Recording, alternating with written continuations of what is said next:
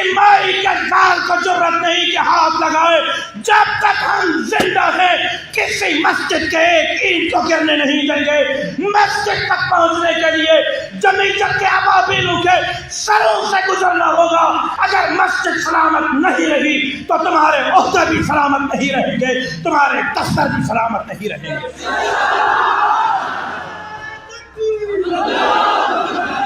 تم ہوتے کون ہو میری مسجد کی طرف میری آنکھ سے دیکھنے والے؟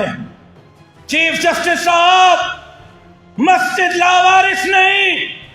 اگر تمہارے اندر جرت ہے، اگر تم نے مائی کا دودھ پیا ہے، آؤ مسجد کو گرا کے دکھاؤ، دیکھتے ہیں تم کیسے مسجد گراتے ہو۔ ہم مسجد کی چوکیداری کریں گے۔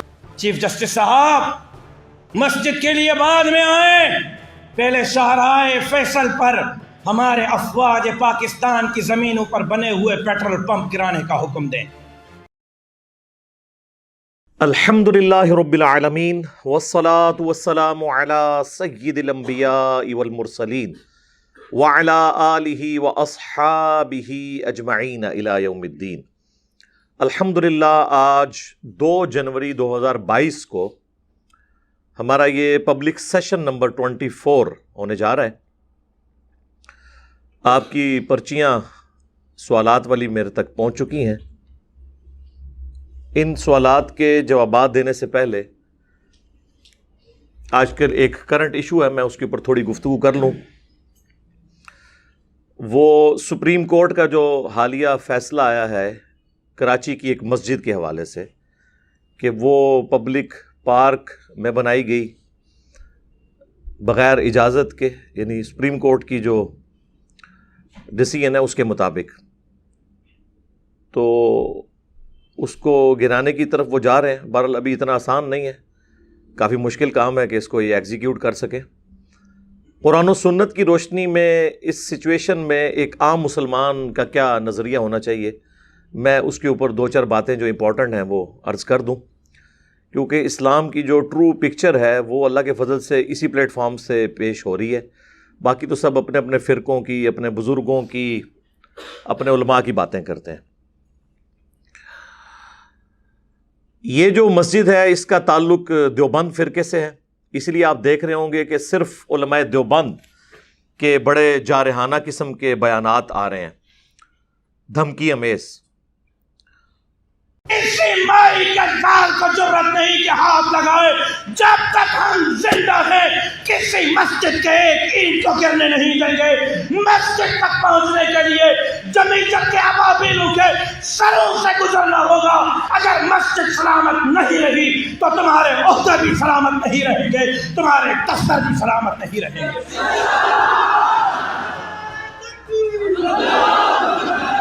تم ہوتے کون ہو میری مسجد کی طرف میری آنکھ سے دیکھنے والے؟ چیف جسٹس صاحب، مسجد لاوارث نہیں۔ اگر تمہارے اندر جرت ہے، اگر تم نے مائی کا دودھ پیا ہے، آؤ مسجد کو گرا کے دکھاؤ، دیکھتے ہیں تم کیسے مسجد گراتے ہو۔ ہم مسجد کی چوکیداری کریں گے۔ چیف جسٹس صاحب، مسجد کے لیے بعد میں آئیں، پہلے شاہراہ فیصل پر ہمارے افواج پاکستان کی زمینوں پر بنے ہوئے پیٹرول پمپ گرانے کا حکم دیں۔ یہی بیان اگر کسی پولیٹیکل لیڈر کی طرف سے ہوتا تو ابھی تک سپریم کورٹ نے توہین عدالت لگا دینی تھی، لیکن ان کو بھی پتہ ہے کہ یہ لوگ جو ہیں وہ پاکستان کی سپر پاور ہیں، یا آرمی ہے اور یا مولوی ہیں، تو اس کی طرف سے کوئی اس قسم کا ڈیسیژن توہین عدالت والا ابھی سپریم کورٹ کی طرف سے نہیں آیا۔ اور دوسری بات آپ یہ دیکھیں کہ یہ مسجد کا مسئلہ جو آج فرقہ دیوبندیہ اسے مسلمانوں کا مسئلہ قرار دے رہا ہے، میں ان سے یہ پوچھوں گا کہ اگر یہی سب کچھ شیعہ کی مسجد کے ساتھ ہوا ہوتا، یا مسجد کے ساتھ انہوں نے اکثر ملحقہ امام بارگاہیں بھی بنائی ہوتی ہیں، مسجد وہ بھی مسجد کو مسجد ہی کہتے ہیں، امام بارگاہ الگ سے ان کی ایکٹیویٹیز کرنے کی جگہ ہے، جس طرح اہل سنت کے ہاں مدارس ہوتے ہیں نا، تو اس لیے آپ دیکھیں گے لکھا ہوتا ہے مسجد و امام بارگاہ۔ تو کہتے وہ بھی مسجد ہی ہیں اسے، اس کے ساتھ کس قسم کی ایکٹیویٹی ہوتی تو کیا ان فرقہ والے علماء کا کوئی بیان سامنے آتا؟ ایون اہل سنت میں بھی آپ دیکھ لیں، ان سے بھی بڑا فرقہ پاکستان میں تعداد کے اعتبار سے بریلوی، ان کے کسی نمائندہ عالم نے اس حوالے سے کوئی بیان نہیں دیا۔ اہل حدیث تو ویسے ہی تھوڑے ہیں، ان کی تو سنوائی نہیں ہے، ان کی طرف سے بھی ابھی ایز سچ میرے علم میں کوئی بیان نہیں ہے۔ اہل تشیع نے بھی کوئی بیان نہیں دیا۔ تو یہ بار بار کہنا ہے کہ مسلمانوں کی مسجد، اس کی بجائے آپ کہیں فرقہ دیوبند کی مسجد، یہ ریالٹی ہے، اس کو ایکسیپٹ کریں۔ مسلمان، یا پھر آپ اپنے آپ کو صرف مسلمان سمجھتے ہیں اس لیے مسلمان کا لفظ بول رہے ہیں، ورنہ آپ لوگوں کو اس حوالے سے تو کوئی ہمدردی نہیں ہوتی اسلام کی۔ ان کا حال تو یہ ہے علماء کا، فرقہ باز اور سارے مکاتب فکر کے۔ اسلام آباد میں آپ چلے جائیں، چونکہ میرا دوسرا شہر اسلام آباد بھی ہے، وہاں پر آپ کو ہر دوسری مسجد میں جھگڑا ملے گا، دیوبند اور بریلویوں کے درمیان سر پھٹتے ہیں، گولیاں چلتی ہیں مسجد کے قبضے کے لیے۔ میں اس وقت 3rd ایئر کا اسٹوڈنٹ تھا انجینئرنگ یونیورسٹی میں، 1999 کی بات ہے، آج 2 جنوری 2022 ہے۔ تو اس وقت G11 مرکز میں ایک مرکزی مسجد کا جھگڑا چلا۔ اسلام آباد کا ہر سیکٹر 2 کلومیٹر بائی 2 کلومیٹر کا ہوتا ہے، اور اس کا پھر ایک بڑا مرکز ہوتا ہے جس میں مرکزی مسجد ہوتی ہے، پھر سب سیکٹرز کے اندر بھی چھوٹی مساجد ہوتی ہیں، کچھ جو ہیں وہ قانوناً بنائی جاتی ہیں اور کچھ غیر قانونی ہوتی ہیں۔ تو وہ جو بڑی مسجد تھی نا، جو مرکز کے سینٹر میں تھی، G11 مرکز میں، دیوبند اور بریلویوں کے درمیان اتنا جھگڑا ہوا کہ سر تک پھٹے۔ بالآخر دعوت اسلامی والے، یہ سبز پگڑی والی جماعت جو اب مختلف کلر کی پگڑیاں باندھ رہی ہے، یہ کامیاب ہو گئے، اور اس وقت وہ مدنی مرکز ہے اسلام آباد کا۔ ہر شہر میں ان کا ایک مدنی مرکز ہوتا ہے نا، تو اسلام آباد کا جو مدنی مرکز ہے وہ G11 مرکز کے اندر ہے، اور بالکل اس کے قریب اسلام آباد ہائی کورٹ ہے، G10 کے اندر، کوئی زیادہ دور کی بات نہیں ہے۔ تو مجھے یاد ہے، چونکہ ہم اس وقت دعوت اسلامی میں تھے، تو ہم نے یعنی ان بھائیوں کو دیکھا جنہوں نے سر باندھے ہوئے تھے، جو پھٹ گئے اس لڑائی کے دوران۔ کیونکہ اسلام آباد میں جو مساجد ہیں، یہ آپ سمجھ لیں فیکٹری ہیں۔ ابھی سیکٹر جسٹ لانچ ہوتا ہے نا، اور دور دراز تک کوئی مکان نہیں بنا ہوتا، نہ کوئی سڑک بنی ہوتی ہے، تو آپ کو نظر آئے گا کہ زمینوں کے اندر کوئی اللہ کا درویش بندہ، انورٹڈ کاماس میں، ایک چھوٹا سا حمام لے کے، ایک چٹائی لے کے بیٹھا ہوگا۔ آپ بڑا ترس کھائیں گے کہ یار کیا اسلام کی خدمت ہو رہی ہے، بندے ہی کوئی نہیں، اور اس نے ایک چھوٹا سا کمرہ بنا کے، تو کچی سی وہ اس کی اینٹوں کا جوڑ کے، یا بعض اوقات لا کے وہ کنٹینر لا کے کھڑا کر دیتے ہیں، اس میں مسجد ڈکلیئر کر دیتے ہیں، کتنی اسلام کی خدمت ہو رہی ہے۔ لیکن آپ کو پتہ نہیں کہ وہ اتنی بڑی انویسٹمنٹ کر رہا ہے کہ یعنی اس ملک میں اس سے بڑی انویسٹمنٹ آپ سوچ بھی نہیں سکتے، اربوں کی وہ انویسٹمنٹ کرنے جا رہا ہے، اربوں کی۔ لیکن وہ سٹارٹ ہوگی شاید 10 سال بعد، 15 سال بعد، 8 سال بعد، اب یہ نہیں کنفرم کہ کب تک ہوگی، لیکن وہ بیٹھا رہتا ہے استقامت کے ساتھ۔ میں نے تو خود G13 میں دیکھا ہے، ایک مسجد ہے سیدنا حسین ابن علی رضی اللہ تعالی عنہما وعلیہم السلام، دیوبند کی مسجد ہے۔ تو وہ بندہ بھی، اس وقت میں وہاں کبھی راہ گزرتے نماز پڑھتا تھا جب کوئی نمازی اکا دکا ہوتے تھے۔ آج آپ جائیں تو ملٹی سٹوری بلڈنگ بنی ہوئی ہے، لاکھوں کروڑوں کی انکم ہو رہی ہے وہاں سے۔ ظاہر چندہ بک کھل جاتی ہے، لا کے بچے جو ہیں وہ KP سے لا کے، غریب گھرانوں کے بچے وہاں پہ وہ رکھ لیتے ہیں سامنے رکھنے کے لیے، گاڑیوں میں پھر رہے ہوتے ہیں۔ اس وقت آپ جاتے ہیں تو آپ کو ترس آتا ہے کہ بیچارہ کیا کر رہا ہے یہ ادھر، لیکن آپ کو پتہ ہی نہیں کتنا سمجھدار ہے۔ ہمارا کوئی پولیٹیشین، کوئی جرنیل، کوئی جج اتنا سمجھدار نہیں ہوتا جتنے یہ علماء ہوتے ہیں۔ تو وہ پوری انویسٹمنٹ کرتے ہیں، وہ اندر سے نکلوا لیتے ہیں نا کہ کہاں مسجد بنے گی پہلے ہی، ابھی وہ سیکٹر لانچ بھی نہیں ہوا، یا لانچ ہوا ہے اور ابھی مکان نہیں بننے شروع، جا کے بیٹھ جاتے ہیں۔ پھر کوئی اگر زیادہ تگڑا ہے تو لڑائیاں شروع ہو جاتی ہیں۔ تو یہ وہاں پہ تماشا لگا رہتا ہے، ہمیں تو یوزول پتہ ہے یہ۔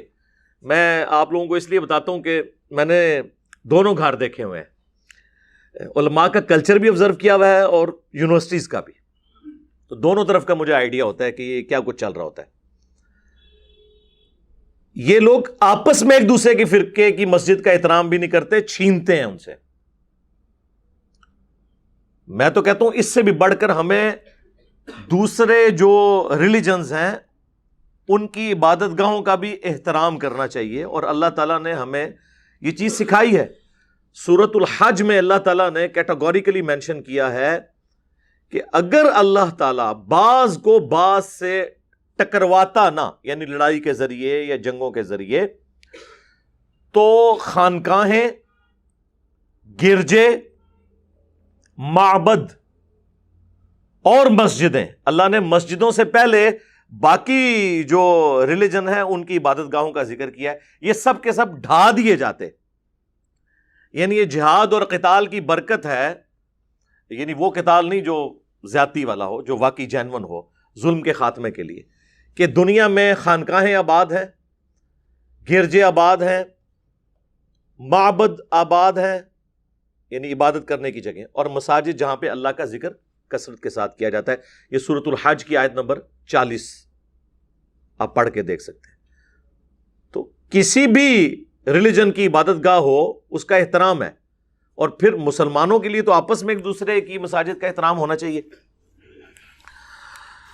اب رہا یہ سپریم کورٹ کا فیصلہ، تو اس کے حوالے سے میں کہوں گا کہ سپریم کورٹ جو فیصلے کرتی ہے نا، ان فیصلوں میں اتنی کمزوریاں پائی جاتی ہیں کہ ان فیصلوں کا دفاع پبلکلی ممکن نہیں ہے۔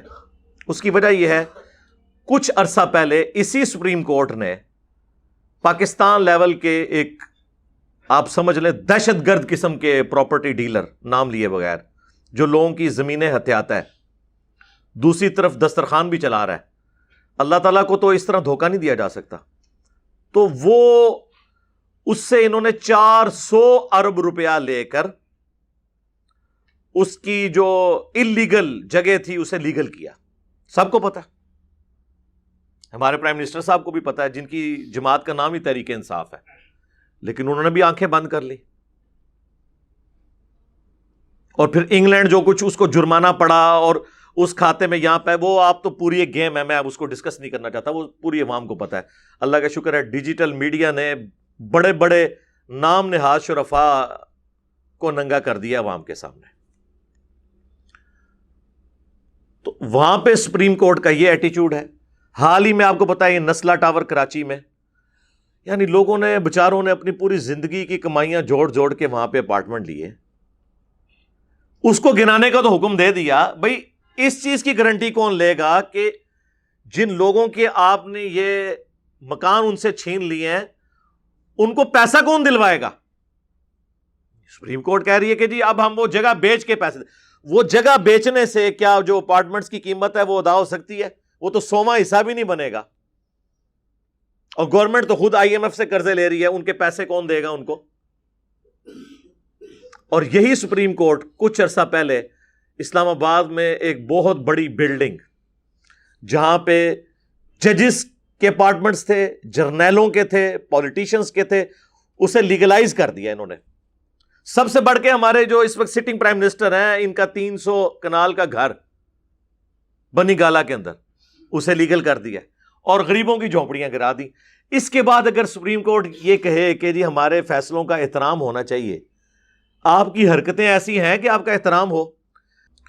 شرعی مسئلہ یہ ہے کہ قبضے کی جگہ پر مسجد نہیں بنائی جا سکتی، اور یہ کوئی بھی عالم دین آپ کو یہ نہیں کہے گا کہ آپ قبضے کی جگہ کے اوپر مسجد بنائیں، لیکن بن چکی ہے۔ تو اب جس طرح آپ بڑے بڑے ٹائکونز کو لیگلائز کر دیتے ہیں ان کی پراپرٹیز کو، تو ٹھیک ہے، اس مسجد کا بھی جو آپ سمجھتے ہیں معاوضہ بنتا ہے اس جگہ کا، وہ لے کے لیگلائز کر دیں۔ اب یہ نہیں ہو سکتا کہ آپ 2 قوانین رکھنا شروع کر دیں، عام لوگوں کے لیے اور قانون ہو اور بڑوں کے لیے اور قانون ہو۔ باقی یہ میں بھی اس کو کنڈیم کرتا ہوں کہ قبضے کی جگہ پہ بالکل مسجد نہیں ہونی چاہیے۔ اسلام آباد میں اس وقت آلموسٹ 250 کے قریب مساجد ایسی ہیں جو اللیگل ہیں، لاہور میں 1000 کے قریب ہیں، کراچی میں 5000 کے قریب ہیں، یعنی یہ محتاط میں آپ کو فگرز بتا رہا ہوں، اس سے زیادہ ہی ہوں گی، تو نہیں ہونی چاہیے۔ البتہ رہ گیا مسئلہ نماز کا، تو نماز تو ہو جائے گی، لیکن ڈسکریج کرنا چاہیے ایسی مساجد میں نماز پڑھنے کو کہ جو اللہ تعالیٰ کی نافرمانی کرنے کے بعد بنائی گئی ہے۔ لیکن اگر کوئی وہاں پہ نماز پڑھتا ہے نا، نماز ہو جائے گی۔ نماز تو اگر کوئی گرجے میں بھی جا کے پڑھے اور سامنے کوئی بت نہ ہو تو وہاں پہ بھی ہو جائے گی۔ صحیح بخاری اور صحیح مسلم دونوں میں حدیث موجود ہے، اللہ کے محبوب صلی اللہ علیہ وآلہ وسلم فرماتے ہیں اللہ تعالیٰ نے مجھے 5 ایسی خصوصیات دی ہیں جو مجھ سے پہلے کسی پیغمبر کو نہیں دی۔ نمبر 1، پوری زمین میرے لیے سجدہ گاہ اللہ نے بنا دی ہے، میرا امتی جہاں چاہے نماز ادا کر سکتا ہے۔ اگلی امتوں میں صرف مسجد میں نماز ہو سکتی تھی یا سجدہ گاہ جو معبد بنے ہوئے ہوتے تھے۔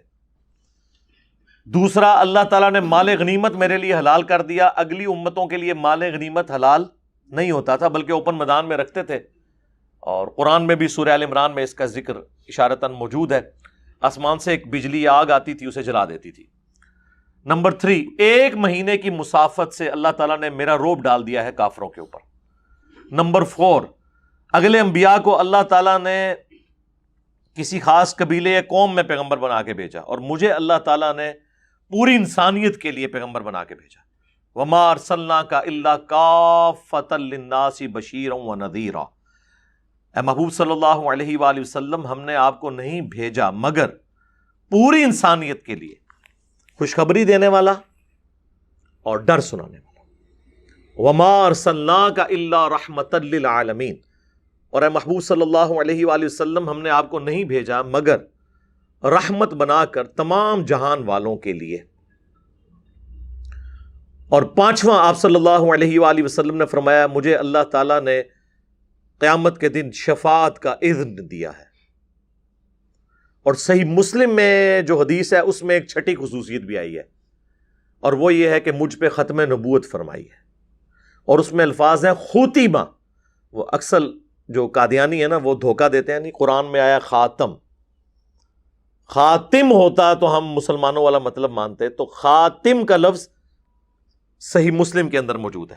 خاتم سے بھی ان کا مسئلہ حل نہیں ہوتا، اس میں میری کئی ایک ویڈیوز ہیں، ایک ویڈیو ضرور ریکمینڈ کیا کریں سب کو، قادیانیوں کو دعوت اصلاح، جس کو سن کر الحمدللہ کئی لوگوں نے اسلام قبول کیا اللہ کے فضل سے۔ تو یہ 5 خصوصیات یا 6 خصوصیات، ان میں سے پہلی یہ ہے کہ پوری زمین میرے لیے سجدہ گاہ بنا دی گئی، تو اس کے تحت نماز ہو جائے گی، نماز کا کوئی ایشو نہیں ہے، لیکن قبضے والی مسجد کو ڈسکریج کرنا چاہیے کہ وہاں پہ عام لوگ نہ جائیں تاکہ اس چیز کو پروموشن نہ ملے۔ جس طرح صحیح مسلم میں حدیث ہے، نبی صلی اللہ علیہ وآلہ وسلم کے سامنے خودکشی والے کا جنازہ لایا گیا، آپ نے کہا کہ میں نہیں پڑھتا، لیکن صحابہ کو آپ نے منع نہیں کیا، ظاہر ہے مسلمان تو تھا کلمہ گو۔ بخاری اور مسلم دونوں میں حدیث ہے کہ مقروض کا جب جنازہ لایا جاتا تو نبی صلی اللہ علیہ وآلہ وسلم پڑھنے سے انکار کرتے تھے،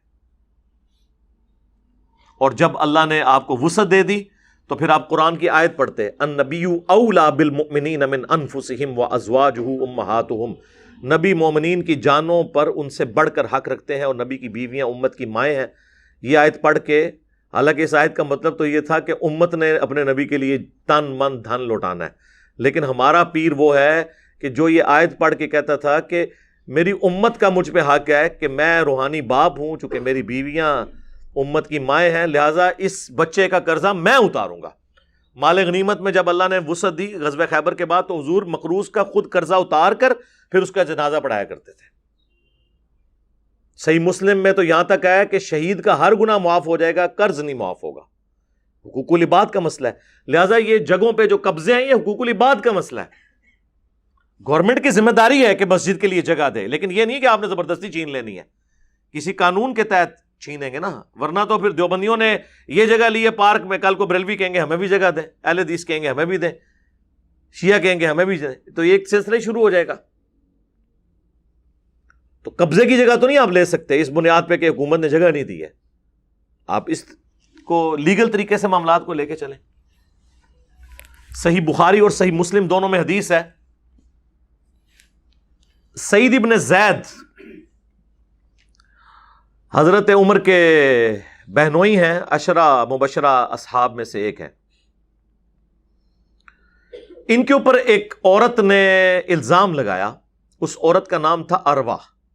اروا الف کے ساتھ، الف را وا اور یا.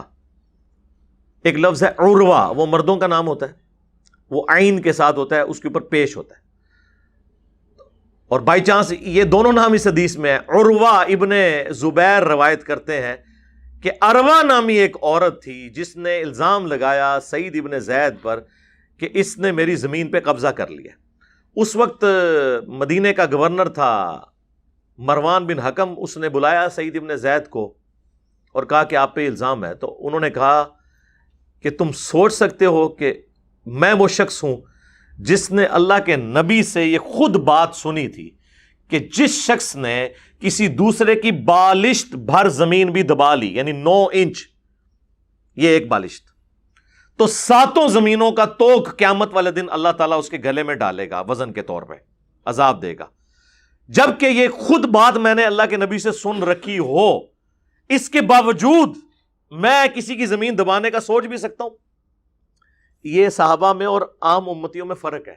وہ جب سنتے تھے تو اس کو اسی طرح ہی سمجھتے تھے. وہ یہ نہیں کہتے تھے یا اللہ جو کچھ بھی ہے تیرے محبوب کی امت سے ہیں، نہ، ان کو یہ پتا تھا کہ محبوب کی نسبت کام اسی صورت میں آئے گی جب محبوب والے کام ہوں گے صلی اللہ علیہ وآلہ وسلم.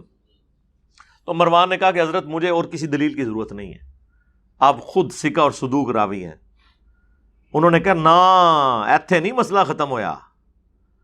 انہوں نے وہاں کھڑے ہو کر عدالت کے اندر اس عورت کے لیے بد دعا کی کہ اللہ جس زمین کے قبضے کا اس نے مجھ پہ الزام لگایا نا، اسی زمین میں اسے موت دینا ذلیل و خوار کر کے. اور مسلم شریف میں تو پھر آگے ڈیٹیل آتی ہے، یہ بخاری میں بھی ہے، مسلم میں بھی. مشکات کی 3 جلد میں آپ کو کرامات والے چیپٹر میں مل جائے گی. یہ صحابہ کی اوریجنل کرامات ہیں، جو میں اکثر کہتا ہوں کہ کرامت دعا ہوتی ہے، کار کے نہیں کچھ بخا سکتا. ایسے نہیں رکھنا. تو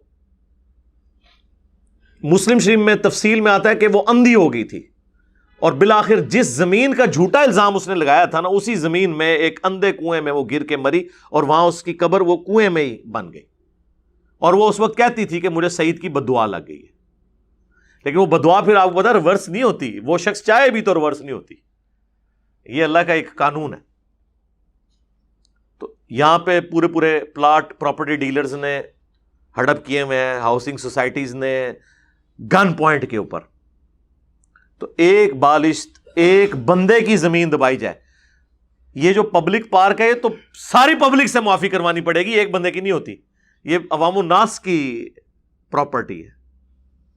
تو یہ تو 7 ملٹیپلائیڈ بائی جتنی آبادی ہے نا اس علاقے کی، اتنی زمینوں کا لوڈ اس کے اوپر ڈالنا ہے جس نے یہ حرکت کی ہے. اور سپریم کورٹ سے میں کہوں گا کہ ساتھ ہی ساتھ ان اداروں پر بھی کوئی سزا قائم کریں جنہوں نے یہ بننے دیا. اتنی بڑی وہ 5-6 سٹوری بلڈنگ، 7,000 نمازیوں کی گنجائش، وہ ایک دن میں تو نہیں بنی، چندے اکٹھے کر کر کے بنائی ہے انہوں نے. جب بن رہی تھی اس وقت ہمارے یہ ریاستی ادارے اور جو متعلقہ محکمے تھے وہ کدھر مرے پڑے ہوئے تھے. ان کو کون سزا دے گا؟ بس ساروں نے آنکھیں بند کی ہوئی تھی. اور وہ صرف ادھر یہ مسئلہ نہیں ہے، ادھر ہماری جو فورسز ہیں انہوں نے شادی ہال بھی بنائے ہوئے ہیں، وہ بھی سپریم کورٹ نے کہا وہ بھی گرائے جائیں. ساروں نے ہی اپنا اپنا حصہ ڈالا ہوا ہے. ظاہر ہے جی عوام جس طرح کی ہے، اب ہمارے ریاستی اداروں کے لوگ بھی تو اسی عوام کا حصہ ہے نا، وہ کوئی خلائی مخلوق تو نہیں ہے، ادھر سے ہی آئے ہوئے ہیں. تو ان میں بھی وہی خرابیاں پائی جاتی ہیں جو ان میں عوام الناس کے اندر ہے. لیکن یہ آخرت میں جائیں گے تو پتہ چل جائے گا. صحیح بخاری میں حدیث ہے، اللہ کے محبوب صلی اللہ علیہ وآلہ وسلم نے فرمایا جس نے دنیا میں کسی کے ساتھ کوئی ایسا لین دین کرنا ہے، کسی کا حق دبایا ہوا ہے، تو دنیا میں معافی تلافی کر لو، کیونکہ آخرت کے دن درہم اور دینار نہیں ہوں گے. تمہیں اپنی نیکیاں دے کر جان چھڑانی ہوگی، اور اگر نیکیاں ختم ہو گئیں تو دوسروں کے گناہوں کا وبال اٹھانا ہوگا. یہ صحیح بخاری کی حدیث ہے اور اس کی تفصیل آئی ہے صحیح مسلم میں، بڑی مشہور حدیث. نبی علیہ السلام نے صحابہ سے پوچھا جانتے ہو مفلس کون ہے؟ صحابہ نے کہا یا رسول اللہ ہم تو اسی کو مفلس سمجھتے ہیں جس کے پاس دنیا کا مال متاع نہ ہو. آپ صلی اللہ علیہ وآلہ وسلم نے فرمایا میری امت کا مفلس وہ ہے جو قیامت والے دن نماز، روزہ، زکوٰۃ، ساری بڑی بڑی نیکیاں، ایک ایک نیکیاں آپ نے گنوائی، ڈھیروں ڈھیر پہاڑوں کے برابر لے کر آیا، لیکن اس حال میں آیا کہ دنیا میں کسی کو گالی دی، کسی کا خون بہایا، کسی کو مارا پیٹا، کسی کا مال ہڑپ کر لیا، چاہے وہ زمین کی شکل میں کیا یا سونا چاندی کی شکل میں یا کرنسی کی شکل میں. یہ سارے حقوق العباد والے ایشوز حضور نے گنوا کے کہا وہ سب کے سب لوگ آ جائیں گے اللہ کی بارگاہ میں اور کہیں گے یا اللہ آج تو ہمیں انصاف چاہیے. اللہ تعالیٰ فرمائے گا کہ آج تو درہم اور دینار نہیں ہے، اس طرح کرو اس کی نیکیاں لینی شروع کر دو. وہ پہاڑوں جتنی نیکیاں ختم ہو جائیں گی. ابھی بھی کچھ لوگ باقی ہوں گے جن کا اس نے بدلہ دینا ہوگا، وہ کہیں گے یا اللہ ہم کیا کریں؟ تو اللہ تعالیٰ فرمائے گا اس کی نیکیاں تو ہوگی ختم، اب اس طرح کرو کہ ریورس ایکشن سٹارٹ، تمہارے گناہ اس کے نامہ اعمال میں ڈالے جائیں گے اور وہ اوندا منہ کر کے پھر جہنم میں پھینک دیا جائے گا. میں غامدی صاحب کو سن رہا تھا، بڑی اچھی انہوں نے بات کی. انہوں نے کہا یہاں پہ لوگ سمجھتے ہیں کہ ہم اپنے رشتہ داروں کا مال دبا لیں گے. سورۃ النساء میں ہے نا، جو یتیموں کا مال ہڑپ کرتا ہے وہ اپنے پیٹ میں دوزخ کی آگ بھر رہے ہیں. وہ لوگ دنیا میں یہ آگ ڈورمنٹ پوزیشن میں ہے، آخرت میں ایکٹیو ہو جائے گی. دنیا میں آپ زبان پہ کوئلہ رکھیں زبان جل جاتی ہے، لیکن حرام کا مال رکھیں تو کبھی نہیں ہوا کہ آپ کو تھوکنا پڑ جائے کہ زبان جل گئی. کیوں؟ مورل لاز دنیا میں ایکٹیو نہیں ہے، وہ آخرت میں ایکٹیو ہوں گے. وہ پیٹ میں وہی جہنم کی آگ بن جائیں گے جو دنیا میں پیٹ کو نہیں جلاتے. بعض کو دنیا میں بھی سزا مل جاتی ہے، جسے نہیں ملی ٹینشن نہ لیں، آخرت کی تو اس سے بھی زیادہ سخت ہے، بہت سخت معاملہ ہونے والا ہے. تو اسے اوندا منہ کر کے جہنم میں پھینک دیا جائے گا. نبی صلی اللہ علیہ وآلہ وسلم نے فرمایا تو یعنی وہ جو ادھر لوگ بڑا اسے ہلکا سمجھ رہے ہوتے ہیں نا کہ خیر ہے کیا ہو گیا کوئی مسئلہ نہیں ہے، بڑا حرام کھایا. تو غامدی صاحب نے جب ان سے یہ بات ہوئی نا تو انہوں نے کہا لوگ سمجھتے ہیں کہ ہم یتیموں کا مال کھا کر تو تہجد کے اگر پہلے 2 نفل پڑھتے تھے تو 4 شروع کر دیں گے، یہ 4 والا 6 شروع کر دے گا اور میرا وہ معاف ہو جائے. تو ایسے نہیں ہونا. ظاہر ہے حقوق العباد تو بندوں نے ہی معاف کرنے، اللہ نے تو معاف ہی نہیں کرنے جب تک بندے معاف نہیں کریں گے. تو یہ کسی کے دماغ میں اگر ہے تو نکال دے. صحیح مسلم میں یہاں تک حدیث ہے کہ قیامت والا دن اگر دنیا میں کسی سینگ والی بکری نے بغیر سینگ والی بکری کو مارا ہوگا تو اللہ تعالیٰ دونوں بکریوں کو زندہ کرے گا اور ان کا بھی بدلہ دلوائے گا. سینگ والی کا سینگ غائب اور جس کا دنیا میں سینگ نہیں تھا اس کو سینگ دیے جائیں گے کہ آج تو بدلہ ہوتا. اللہ تعالیٰ عدل فرمانے والا ہے. جہاں پہ بکریوں کے ساتھ یہ معاملہ ہو رہا ہے وہاں پہ انسانوں کے ساتھ کیا ہو رہا ہوگا. تو سوچنے کی ضرورت ہے. ہمیں پرائم منسٹر صاحب اکثر آپ کو پتا ہے یہ کنٹینر کے اوپر یہ حدیث سنایا کرتے تھے، بلکہ وہ آج کل بھی ہر دوسری ویڈیو کے اندر یہ حدیث سناتے ہیں.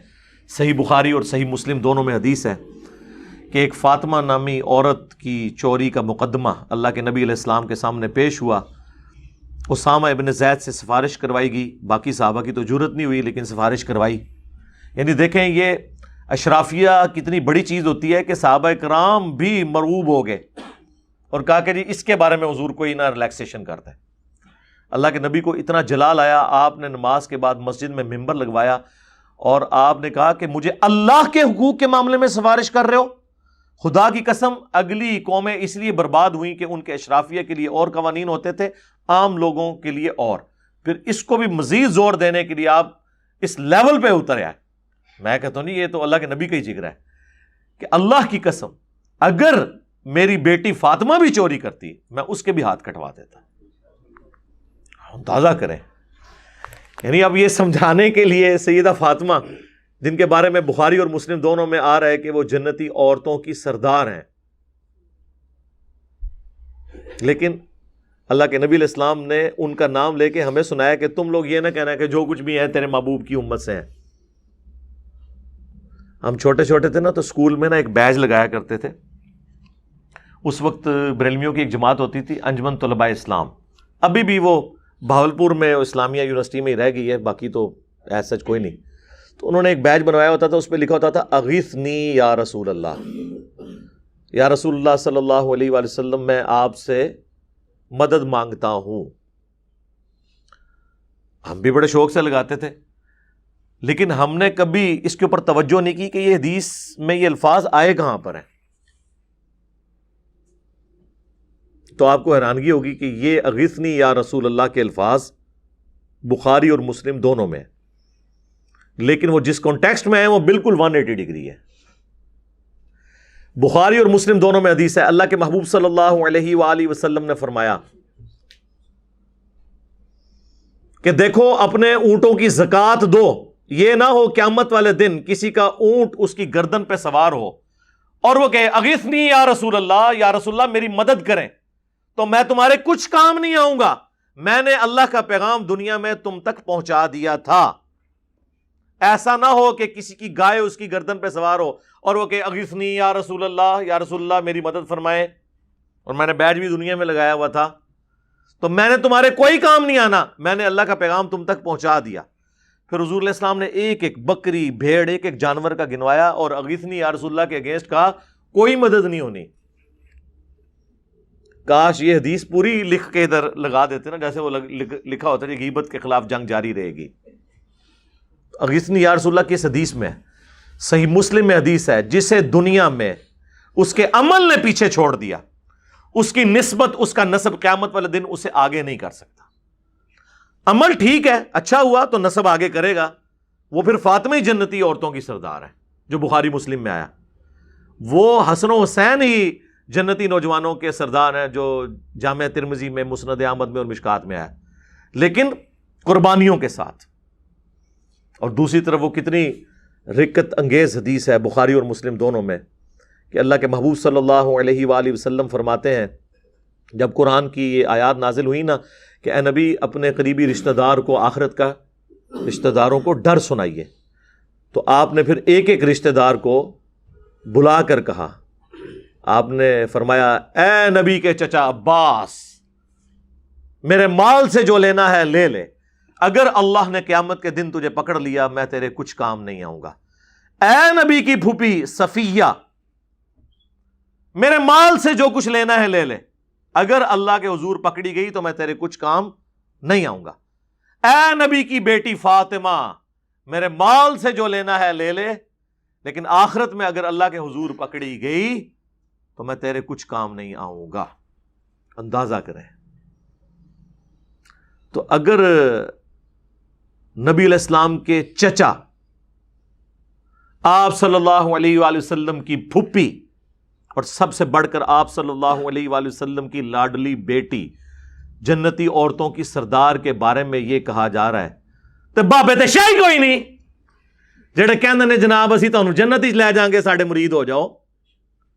ہاں، جنہوں نے قرآن و سنت پڑھا نہیں انہوں نے آپ کو یہی لارے لپے لگا کے رکھنے ہیں نا. پھر اس لیے وہ صحیح کہتے ہیں قرآن حدیث ڈائریکٹ نہیں پڑھنا، گمراہ ہو جاؤ گے. جی اسی ہو گئے ہیں ہوں دسو کے کریے. کہتے ہیں جی بابوں کو تو ہم کیا ہی کچھ نہیں رہے میرے بھائی، بابے خود لے آ کے تسی ساڈے کے سٹ دو کہ وڈو انہاں نو. ہاں یار، جب آپ پیغمبروں سے بڑھ کر، صحابہ سے، اہل بیت سے بڑھ کر انہیں درجہ دیں گے تو پھر ہم لوگوں کو بتائیں گے نا کہ بھائی بابے تے شاہی کوئی نہیں. ان کو تو چھوڑ دیں. ہمیں سمجھانے کے لیے اس لیول پہ قرآن حکیم میں یہ آیت 3 دفعہ آئی، سورہ الانعام میں، سورہ یونس، سورہ الزمر. قل انی اخاف ان عصیت ربی عذاب یوم عظیم. اے نبی تم فرماؤ کہ مجھے تو خود ڈر ہے اس بات کا کہ اگر میں نے بھی اپنے رب کی نافرمانی کی تو بڑے دن کا عذاب مجھے بھی آ پکڑے گا. یہ ہمیں سمجھانے کے لیے تھا. اللہ کے محبوب صلی اللہ علیہ وآلہ وسلم کی شفاعت حق ہے، اس میں کوئی شک نہیں، لیکن وہ اللہ کے اذن کے ساتھ ہے. اور دوسرا اس کا پہلو یہ ہے کہ اللہ کے نبی نے شکایت بھی کرنی ہے. سورۃ الفرقان کی آیت نمبر 30، وقال الرسول یا رب ان قوم اتخذوا هذا القرآن مہجورا. اور نبی علیہ السلام قیامت کے دن شکایت کریں گے کہ اے اللہ میری قوم نے، میری امت نے قرآن کو پیٹھ کے پیچھے ڈال دیا تھا. اب جس کی شکایت نبی علیہ السلام کریں گے تو آپ صلی اللہ علیہ وآلہ وسلم کی شفاعت کا پھر وہ کیسے حقدار ہوگا جب شکایت والا معاملہ شروع ہو جائے گا؟ سپریم کورٹ سے میں کہوں گا اور پاکستان تحریک انصاف کے چیئرمین اور ہمارے پرائم منسٹر عمران خان صاحب سے، آپ لوگ ہمیں عدل و انصاف کی باتیں تو سناتے ہیں خوب گرج گرج کے، پریکٹیکلی عدل ہوتا ہوا نظر بھی آنا چاہیے۔ اور میں اپنی گفتگو کو کنکلوڈ کروں گا سیدنا علی بن ابی طالب کے اس قول پر رضی اللہ تعالیٰ عنہ علیہ السلام، جس سے تلقی بالقبول حاصل ہے، اجماع امت ہے، کہ کوئی بھی معاشرہ بغیر مذہب کے تو چل سکتا ہے لیکن بغیر انصاف کے نہیں چل سکتا۔ آج یورپ میں، امریکہ میں عوام الناس خوشحالی کی زندگی گزار رہی ہے کیونکہ وہاں پر اشرافیہ کے لیے اور عوام کے لیے ایک قانون ہے، لیکن ہمارے ملک کے اندر ایک قانون نہیں ہے۔ اگر قانون کی حکمرانی چاہتے ہیں تو ایک قانون کر دیں سب کے لیے، تو انشاءاللہ تعالی پھر اس معاشرے میں آپ عدل و انصاف کی برکات آپ کو نظر آنا شروع کر دیں۔ باقی اگر آپ اس طرح سنگل آؤٹ کریں گے کہ اشرافیہ کو آپ 400 ارب روپیہ لے کے چھوڑ دیں گے، اشرافیہ کے گھر، ان کی بلڈنگز، ان کے اپارٹمنٹس آپ لیگلائز کریں گے، مساجد کو آپ کہیں گے گرا دیں، تو پھر ہمارے جیسے منصف مزاج جو سپیکرز ہیں وہ بھی آپ کے ساتھ کھڑے نہیں ہوں گے۔ ظاہر ہے کہ انصاف تو نہیں ہو رہا نا، انصاف تو یہ ہے کہ سب کے لیے برابر ہو۔ تو اس مسجد کے لیے بھی ٹھیک ہے، اب جب آپ نے ایک پریسیڈنٹ سیٹ کیا ہے کہ آپ پیسے لے کر لیگل کر دیتے ہیں، بلکہ بڑوں کو تو بغیر پیسے لیے لیگل کر دیتے ہیں، تو کریں پھر آپ لیگل، بجائے کہ ملک کے اندر کوئی ہنگامہ کھڑا ہو۔ تو اس میں بیک فٹ پہ آنے پہ ہی عافیت ہے۔ صلو علی محمد و آل محمد، اللہم صلی علی محمد و علی آل محمد و اصحاب محمد اجمعین الی یوم الدین، آمین۔